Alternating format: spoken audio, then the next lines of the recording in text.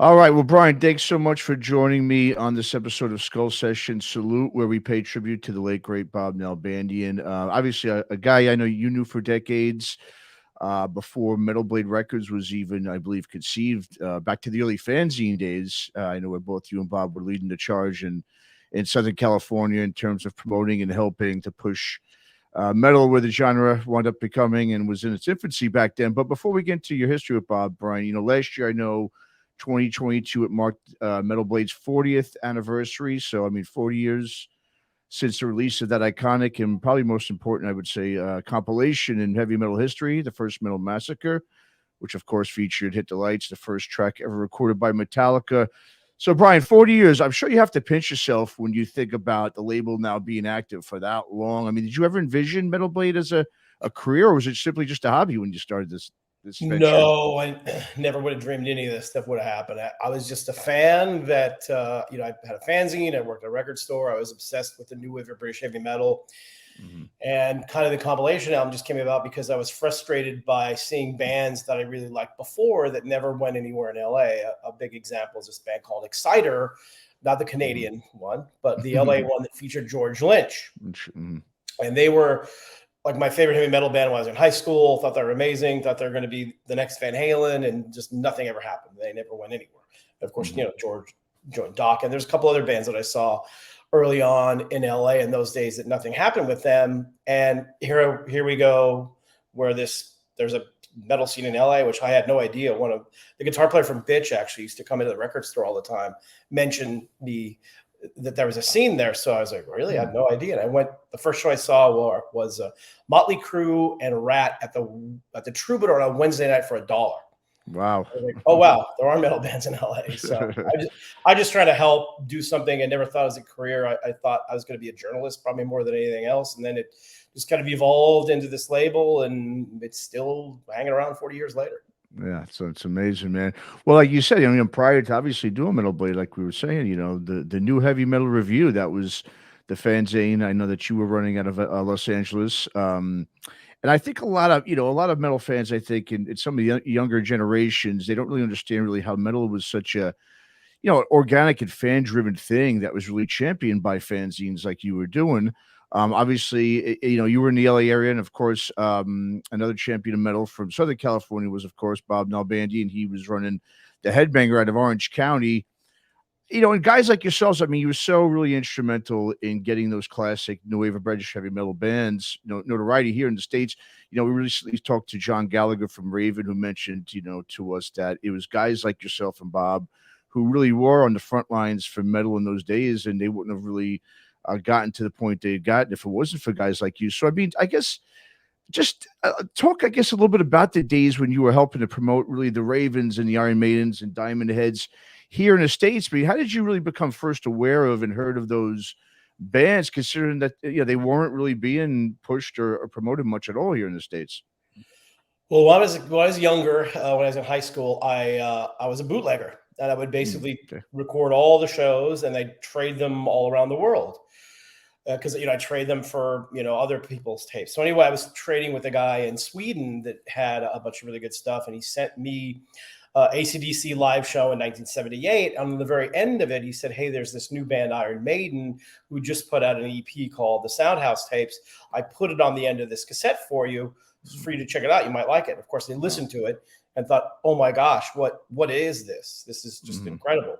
And that led me down the path of the new wave of British heavy metal, which was really, at the time I was into I was into metal, obviously, but I was also, a big new wave scene in LA with like Oingo Boingo and the Go-Go. Well, the Go-Go's were kind of punk rock at that time, but a bunch of bands like that. And then there's the punk rock scene with, all the LA bands, and the Dead Kennedys would come down all the time. So I also was, love metal. So I was into all these different styles of music.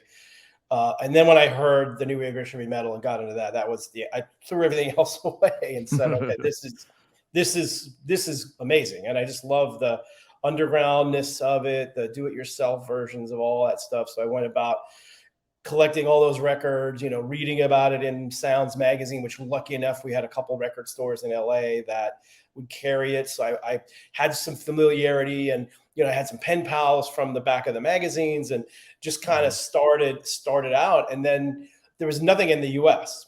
There was no coverage, no nothing. So I started basically the first ever U.S. heavy metal fanzine, just to try to get, again, just try as a fan, just to get the word out somehow. And sure enough, found out that there were all these people all around the world that were into the same stuff, which kind of blew me away, because I was here in LA with like my one friend, and we were only two. And then a third when we met Lars. And then, and then you start this community all around the world with people that love this music. Yeah, no, I was going to say, yeah, because when I just from when I'm my looking at things and from the the history of all this, and what I can conclude, and correct me if I'm wrong, but like you kind of just alluded to, I mean, the fact that it really was a regional thing at that time with metal, right? I mean, obviously, obviously not just domestically here too as well. You had a lot of, like I said, overseas, Sweden, Germany, UK, you name it. But most major cities, I know, here at least in the States, they had their metal scenes. Obviously, L.A., New York, and San Francisco. Now, of course, had fanzine. You had Ron Quintana doing with Metal Mania up, in San Francisco. So each region really had its own sort of representation, I think, through the fanzines, which eventually led to, obviously these scenes eventually they kind of like, merged. I mean, obviously Metallica signs, obviously with a label in the East Coast, Raven signs with the same label, Megaforce.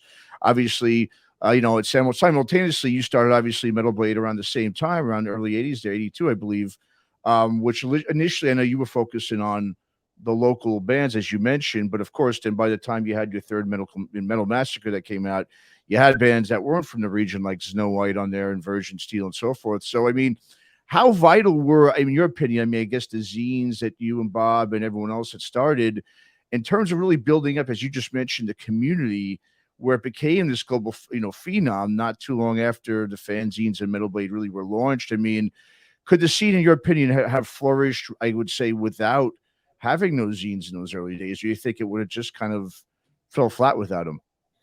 It's hard to say, of course, but clearly those things were a huge help, because remember, this is 1981, 82. There's way before the internet or anything like that. So it was really difficult for people to find out information. And even then, you'd send a pen pal letter to somebody and wait weeks to get it back. And same thing with the tapes. You'd wait to get tapes back. And then when I did the fanzine, I just thought it was going to be kind of a local thing. But then I found out there are record stores in other parts of the country. And I knew them through the distributor that I was buying all the imports from at the store as well. So all of a sudden you start finding there's a community out there of other people that are into this stuff. And then there's more fanzines, Bob's and Ron Quintana's and KJ Doughton, and all these guys started their fanzines over here, which was very similar to what had happened in Europe, because we had like Aardschok and some of these other zines that were happening in Europe covering what was going on there. Because then it went from not just the new wave of British heavy metal, but then there's Merciful Fate, and then there's Accept, and then all these other bands in other parts of Europe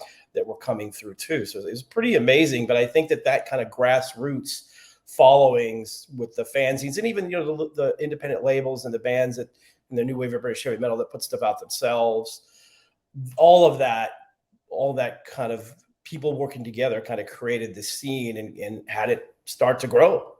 Sure. Yeah, no, absolutely. And the thing about Metal Blade is that, I mean, I don't know if a lot of people, I mean, I know a lot of people do know, but I think there's a significant amount of people that don't really understand that it was really the first, independent metal record label. I mean, obviously Mike Varney, I know, started Shrapnel up in the Bay Area. So you guys were both sort of came out around the same time, I believe, but his was obviously more focused on the guitarist and the virtuosity, whereas Metal Blade was more band and group oriented. I mean, so at the time that you were starting Metal Blade, I mean, to do something like that, obviously during those days took, I mean, such dedication and drive. I mean, when you started, was there a sort of need that you felt to maybe, because you had all these other fanzines, was it sort of like, okay, you wanted to sort of maybe separate yourself a little bit and do something a little different to make the New Heavy Metal Revue sort of maybe stand out a little more? So, no, or you just, I was just merely a fan that wanted to share my love of this music to as many people as possible.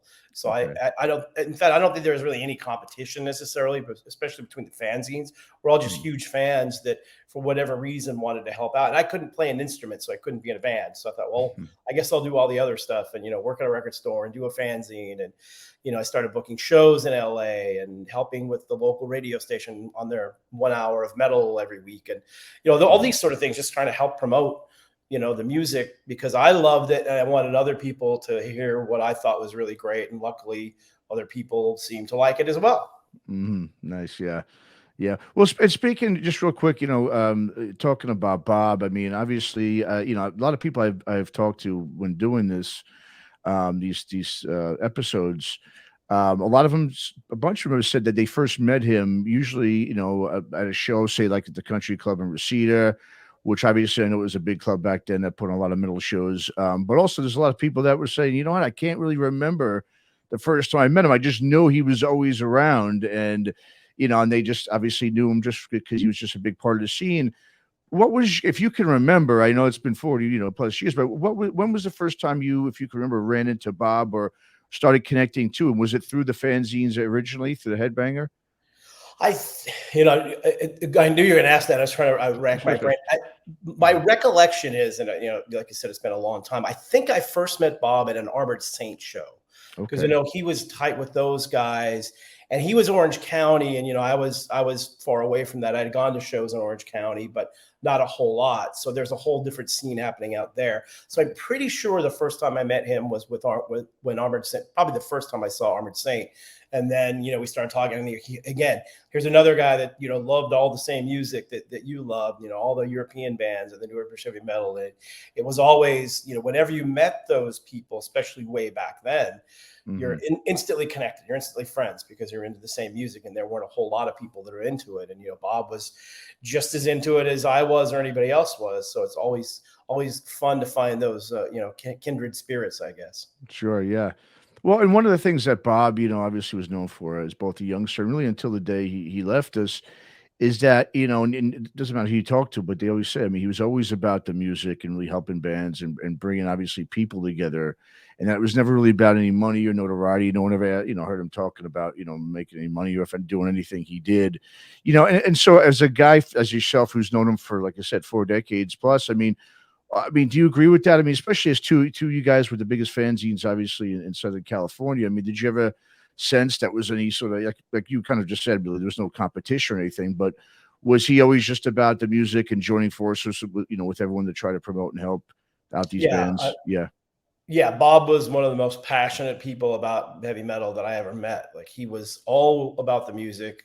His whole life was about how can I promote the music? What can I do to help it? What outlets can I do? And he's done, so many different things, but he's always been about the music. And, every time I see him, we talk about, whatever the new releases were, or, what are you listening to? Or, all that sort of stuff. And it never changed the entire 40 some odd years I've known him.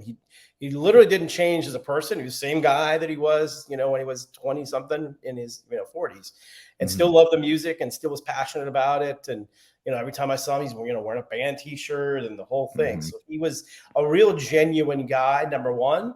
And number two, obviously a huge metal fan and was in it for all the right reasons, and an OG guy from day one, pretty much. So I had a mad amount of respect for Bob because there's not, you see people over the years and they kind of come and go, and especially if they're not in a band or whatever. And he was always a consistent presence on the LA metal scene and just the metal scene in general.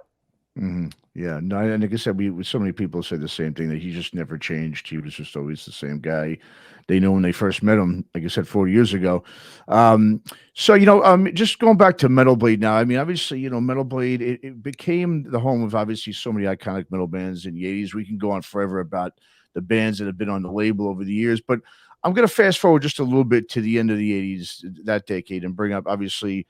I know probably get asked this a lot. One of the more interesting signings, I would say, in the label's history, obviously, is when you signed the Goo Goo Dolls in the early part of their career at the end of the '80s. There, in '89, I believe you released the second LP there, Jed. They had, and they were obviously such a different band, more of a power pop sort of punk band with some thrash elements. Obviously, way before they became a radio, pop rock bands in the mid to late '90s. But I mean, I know, of course, Metal Blade, no stranger when it comes to signing some unconventional bands that you typically might not see released on a metal label. But that one really obviously stands out more than the others. And it wasn't like you just put out one record. I mean, you put out about, I think, 4 records, I believe, by them. We had correct? 5, I believe. Actually. 5. Okay, so 5. So I mean, you saw something with them, and that was, of course, though, right around the time when metal was really on the downward spiral in terms of popularity with rock and music fans, as grunge really started to obviously come in and take over. So, why? I just always wanted to know, what was it that made you sign them? And did any of it have to do with the fact that you saw how metal was maybe about to go through probably a painful period, and thus maybe you wanted to kind of dip your toes into that alternative grungy waters? I mean, talk a little bit about that signing. Well, kind of what happened is we had a lot of connections in Buffalo. Mike Faley, who's worked with the company forever and still does, was from Buffalo, so he had Okay. connections there. That's how he found Cannibal Corpse, and then the Goo Goo Dolls were kind Mm. of the same thing, where he and our A&R guy William Howell, at the time, famous DJ Will, You're welcome. heard their first record and thought it was really good. And we had a punk label called Death Records, and the reason that came about was DRI opened for Slayer. I thought they're amazing. At the same time, DJ Will again had heard about Corrosion of Conformity, and so we had these records. And I grew up being a big punk rock guy. Loved all the LA scene in punk rock. I loved, obviously, the Dead Kennedys were my favorite punk rock band of all time. But I was into I liked that stuff. And so I went to both DRI and COC and said, "Hey, I'd love to work with you guys."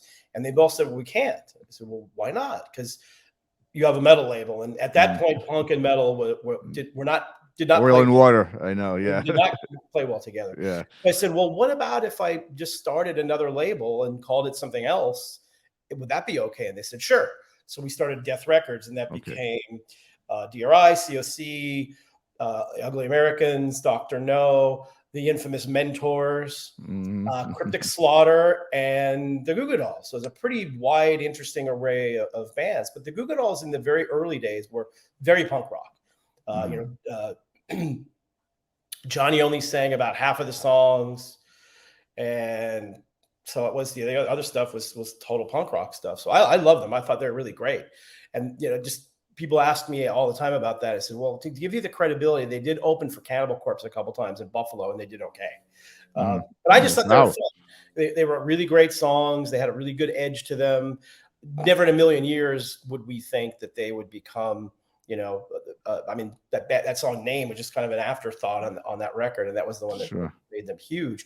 But their early stuff was really, it was really fun pop punk rock stuff, and I just thought they were great. They were amazing live. Like, they were so much fun live and had this great energy, and so we loved them. Whole label, everybody loved them, and we loved working with them. And then, yeah, of course, they just kind of went crazy. But recently, I was watching Sunday Night Football, and the Bills were playing. So, they always play Buffalo music coming in and out of the bumps, as they call them. They played a Goo Goo Dolls song, and I was kind of like, that.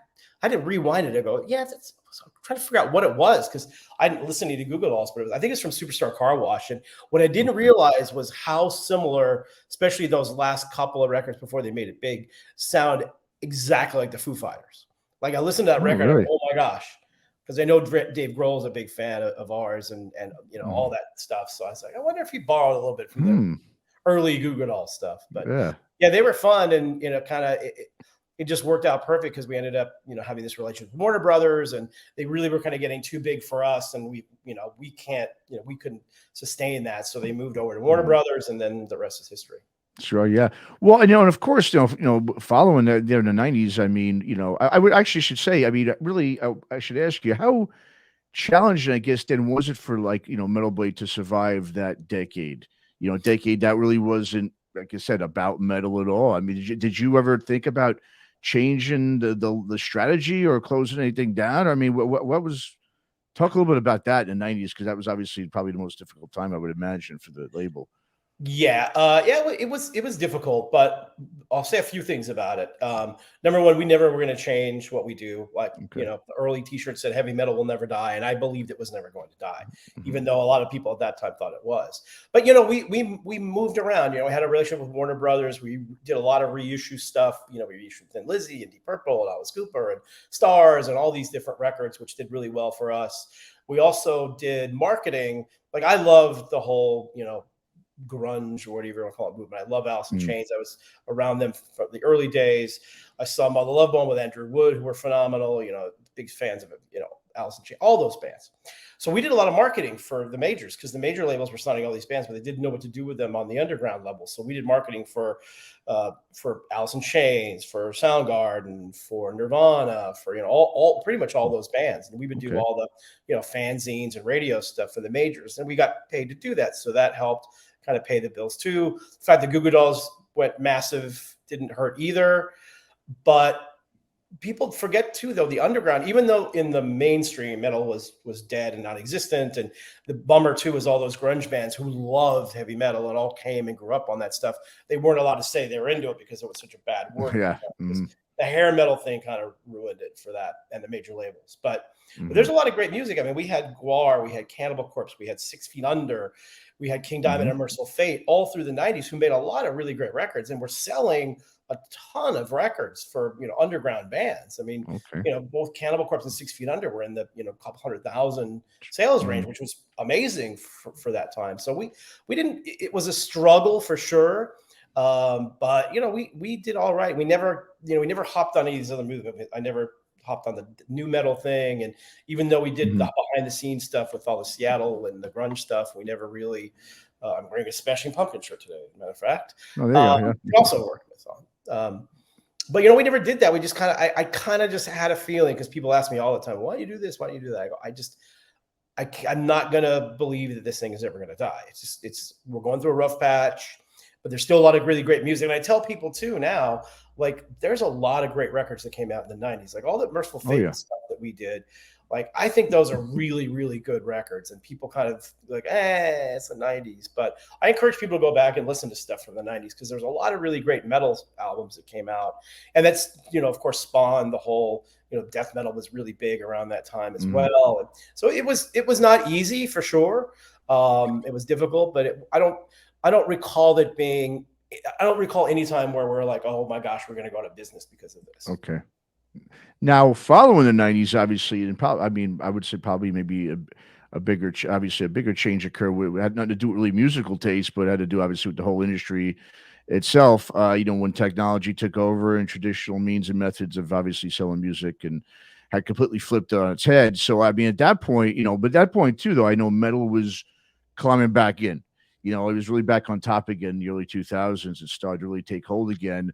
But now you had a challenge, obviously, that would assume was probably obviously a lot different in terms of, the traditional means of selling these musical products was not the same, and people weren't, buying music like they once were, obviously. And then once you had all the BitTorrents and all those coming out, all the downloading sites, I mean, I'm just curious, really, I guess, how Metal Blade was able to really, you guys were able to really, adjust, because that's, I think, a lot of the problems a lot of labels had at that time too, was they didn't know really what to do and how to adjust to all these changes. What was it? Well, how were you guys able to really keep that going during that part of, of that period of the label's career? Well, a few things. Number one, as opposed to resisting change and going against all of that stuff, we kind of embraced it and said, well, how can we use this to our benefit? I mean, you can't stop it. Like, it is what it is. And I understand why people would, want to do the file sharing thing, because at that point, you buy a record, which was 20 some odd dollars, and there might be one good song on it. The rest of it was terrible. So what we did is we embraced that. How can we use this to promote our bands? And the other thing that we try to do, especially with the artists, I mean, as a record label, we're fairly cool, I hope. But we would talk to the fans a lot. But we encourage the artists to talk to the fans, say, like, look, I understand why you're doing this. We get it, understand it. But just so you know, that if you get all your music for free, that means that we don't make any money. And if we can't make any money, then we can't continue to be a band, and we can't make any more music for you. So it kind of became this crazy badge of honor for a lot of metal fans to, like, say, I bought the record, I bought the CD, I bought the record to support the bands. And I mean, that was, there's a couple times where it was, wasn't really great, but once that kind of turned the corner a little bit, that really helped. But what really has helped, and it started with that, is everybody had access to music. Anybody could listen to music for free.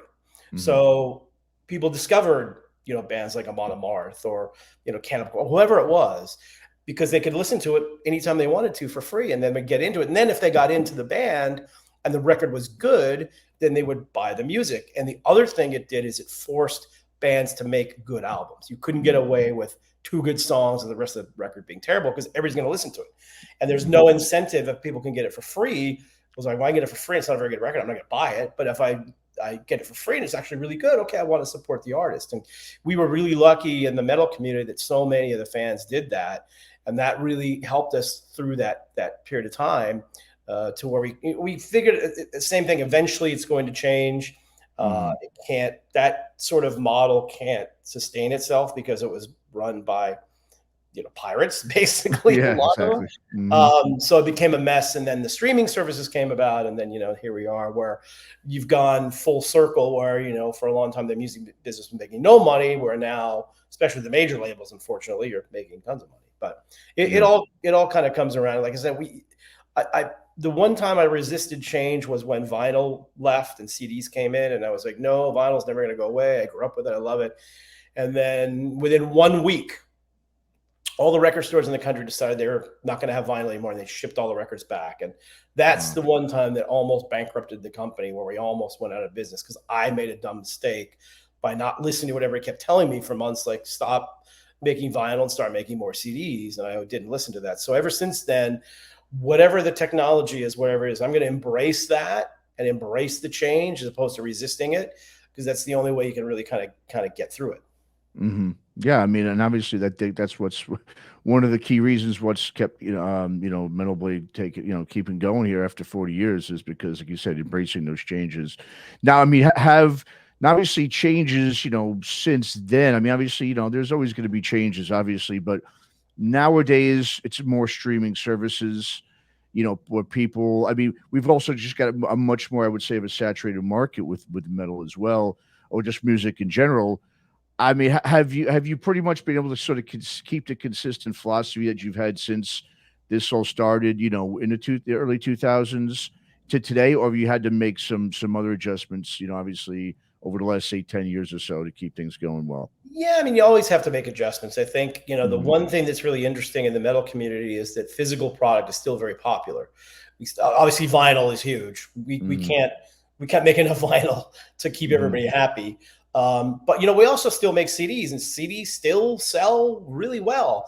And the one thing that we've learned over the last few years is we learned the marketplace and how many things to manufacture of both CDs and vinyl, so that we keep everybody happy. Because the streaming part is pretty easy. You just put the stuff up there and it does its thing, and you promote the artists.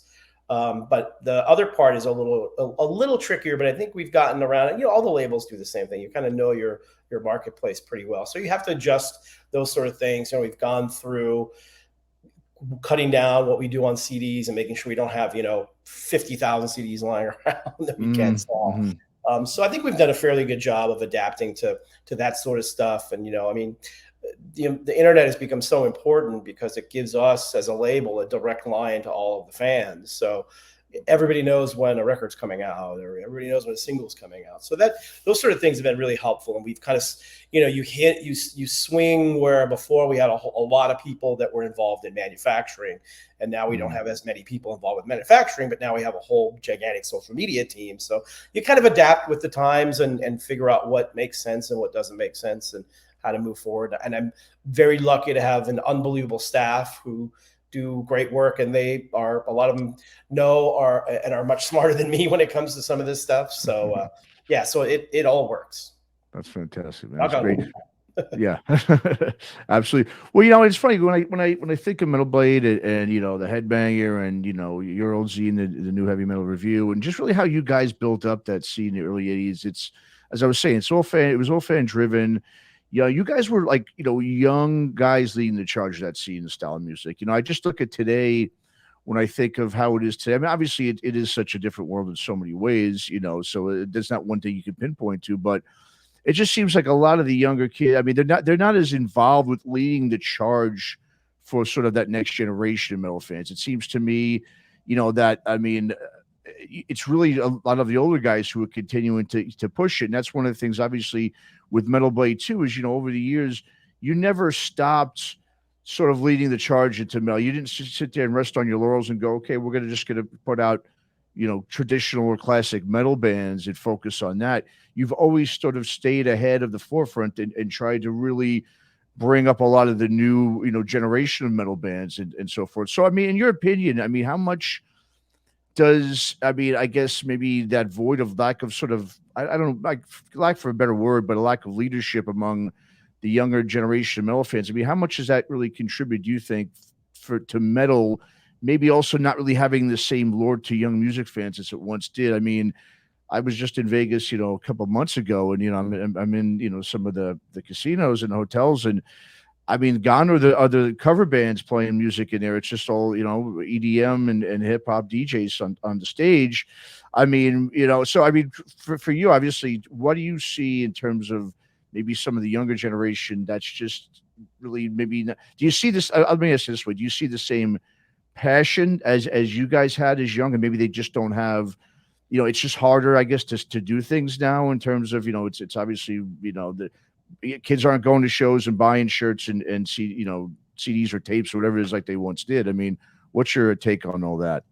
Well, I probably think the opposite, actually. I've been more Okay. impressed with how many new bands there are of kids who are like in their early 20s that are coming out now. I mean, there's like so many of them.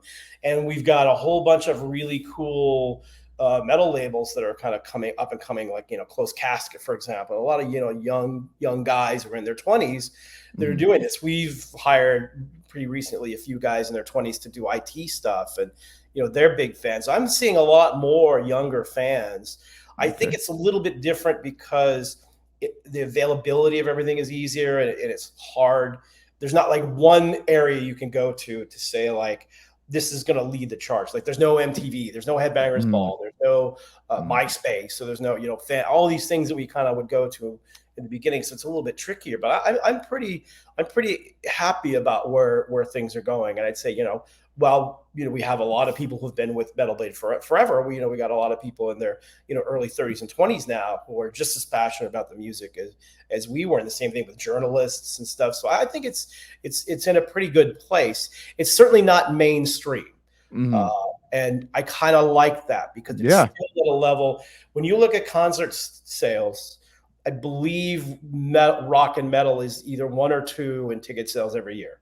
Spotify numbers, rock and metal is one or two or maybe third overall sales. It's country and pop and rock and metal. So the Mhm. numbers are really good, and a lot of that are younger kids. And even when you go see a band like Iron Maiden or even Amon Amarth or Ghost, whatever it is, there's a half of the people in there are younger. So I think the next generation is going to be okay, and I think you'll see leaders coming up. And the whole other thing is people ask me like, well, there's no headliners anymore. It's like, well, because Metallica and Iron Maiden and all these bands are still at a high level, but you've got Lamb of God and Mastodon and Gojira and Amon Amarth and Ghost, who are all starting to headline and sell out arenas. So it's Mhm. just a natural progression of these bands kind of coming up and continue to come up. So I think we're in a pretty good place. It's just old guys like me are still around. So, we're Mhm. not leaving and making a lot of room for the younger kids. But I'm pretty positive that we'll be in good shape because gosh, I mean, there's got to be, I don't know, 25 or 30 like underground metal labels that are doing really cool things in different genres. A lot of stuff I haven't even heard of. And I talk to, friends who are younger, like, oh yeah, we love, whatever this label is. And so I think we're in a good spot. I think that naturally, not all of those people are going to continue doing it, but I think there's going to be a few that are going to continue to do this and kind of, you know, help replace if some of these labels go away as they either A, get older, or B, unfortunately get bought by major labels. Sure. Well, and I think you brought up a great point, and I agree with you 100% with metal not being, mainstream, and I like that too. I just feel like it's always been a genre that really it was born out of just that, almost the antithesis of mainstream.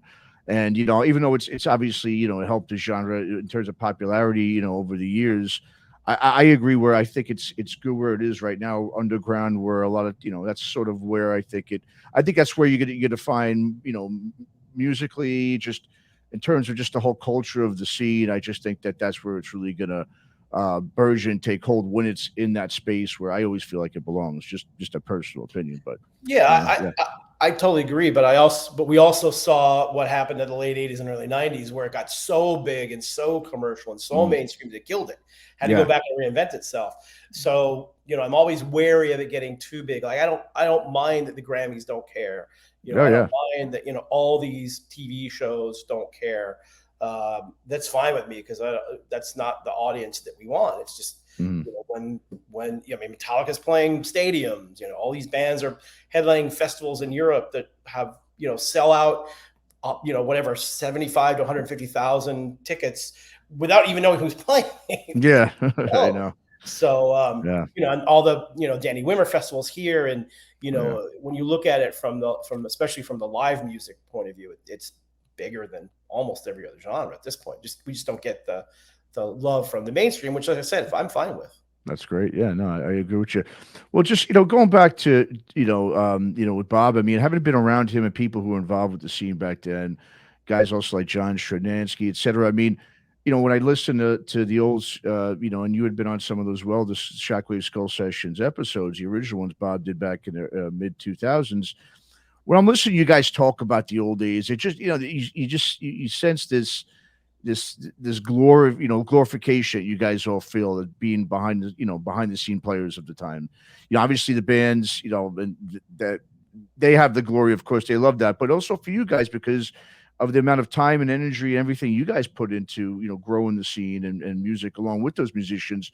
And I think what's even cooler is that the bands and musicians, they always really give you guys credit to the fact that you guys were almost like extended members of the bands, which I always thought is really cool because of, you guys were always there. And from day one, you're still there, obviously now. And you don't really usually see that really often in music in general, where everyone wants to just take the credit for everything themselves and not give it out.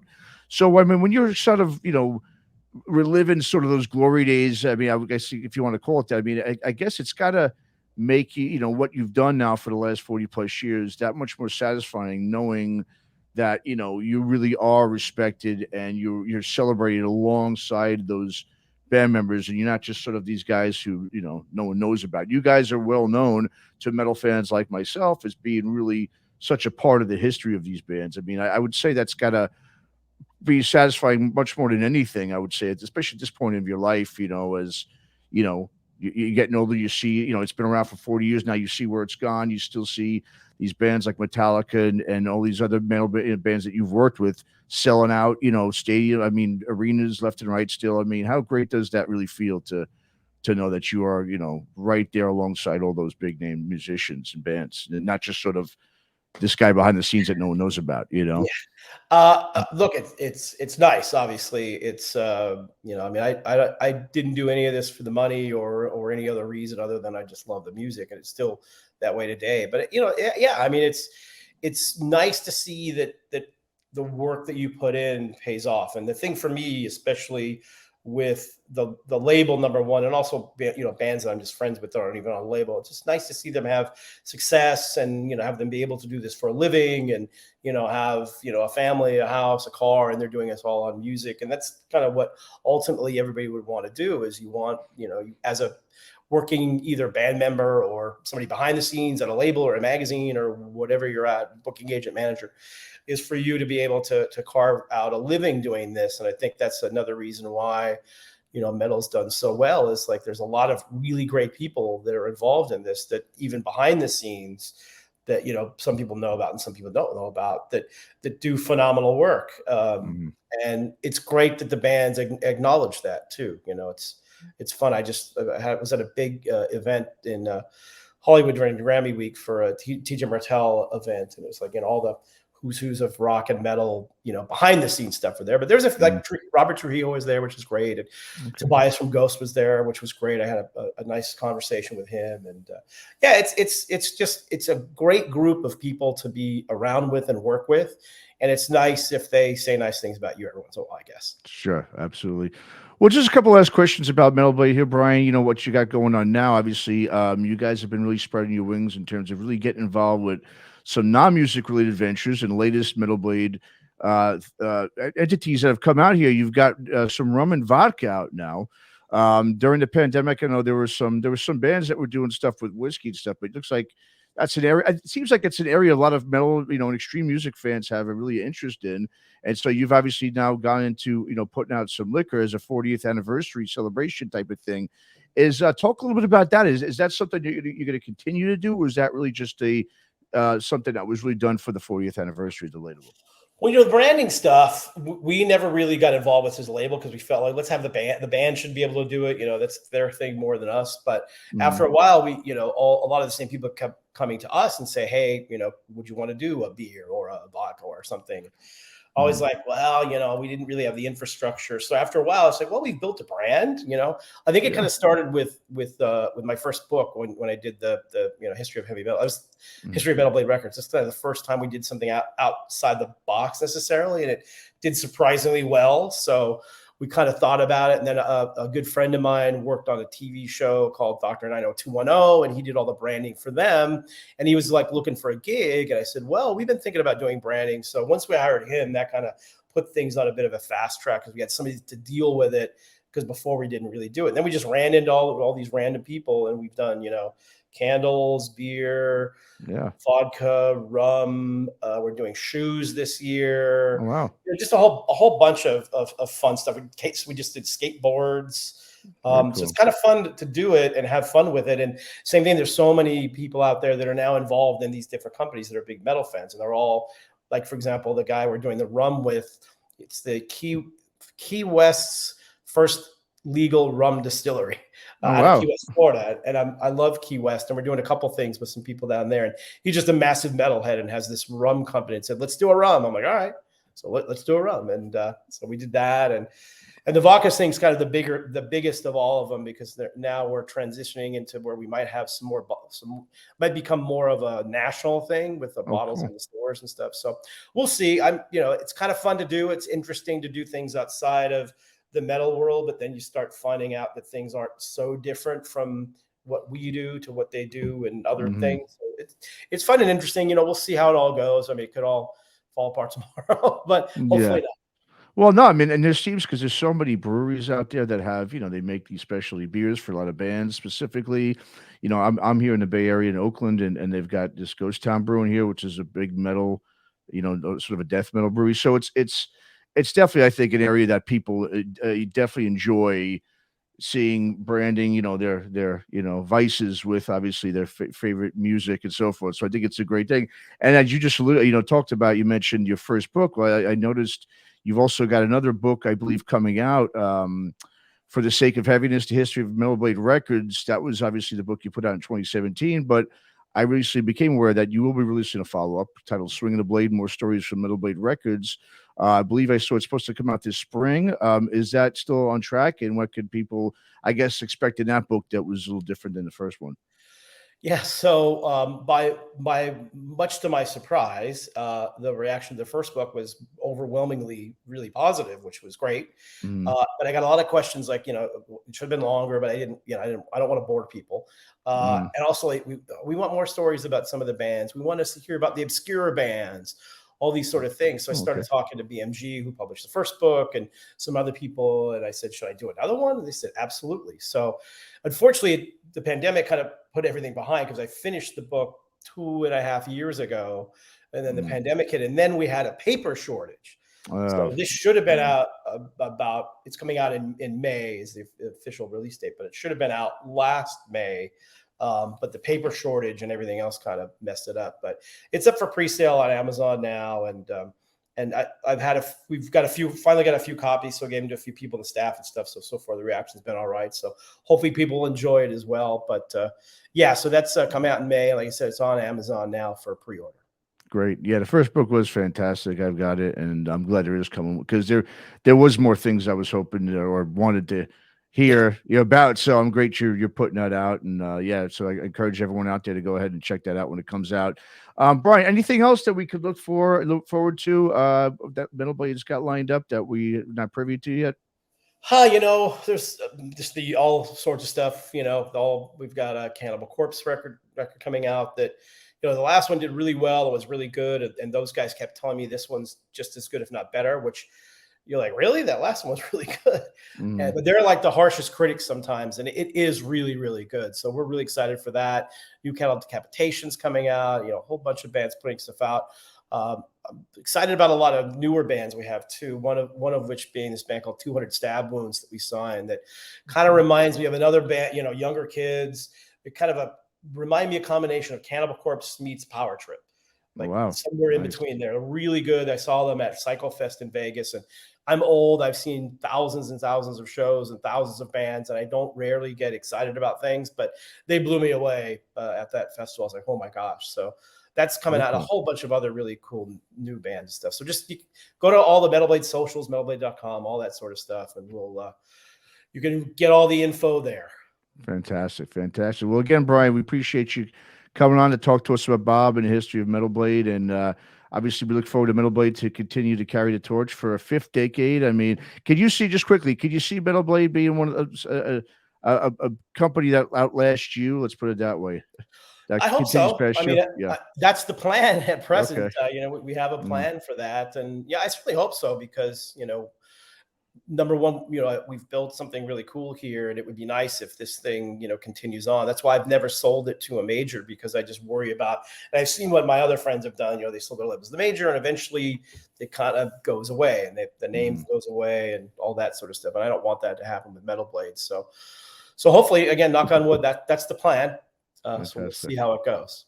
Awesome. Well, great. Well, again, Brian, thanks so much for coming on. I appreciate it, man. Yeah, no problem. All And right. again, what a great guy Bob was, and what a lasting memory. He's left a legacy of a guy that was an integral part of heavy metal worldwide. So tribute to him. Yes. Thanks.